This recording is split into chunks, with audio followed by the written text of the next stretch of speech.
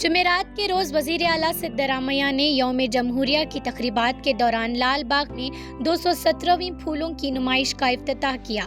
इस मौके पर इन्होंने ऋषि वाल्मीकि को फूलों की पेशकश के जरिए खराज तहसीन पेश किया। इस मौके पर काबीना के वज़रा BZ ज़मीर अहमद खान, रामालिंगा रेड्डी और SS मल्लिकार्जुन भी मौजूद थे। इस साल की नुमाइश ऋषि वाल्मीकि पर है, जिसमें 25 लाख फूल और कर्नाटक, केरला और तमिलनाडु से लाए गए 60 से ज़ायद किस्म के मौसमी फूल शामिल हैं। हॉर्टिकल्चर डिपार्टमेंट ने 10 लाख विजिटर्स की तवक्कु की है और ये नुमाइश 27 जनवरी तक जारी रहेगी।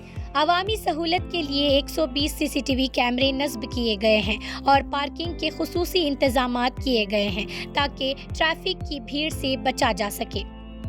2 व्हीलर्स गाड़ियों के लिए पार्किंग की सहूलत अल-अमीन कॉलेज, शांति नगर, BMTC, हॉपकॉम्स और कॉरपोरेशन पार्किंग लॉट्स में फराहम की गई है, जबकि कुछ सड़कों पर पार्किंग पर पाबंदी आयद की गई है।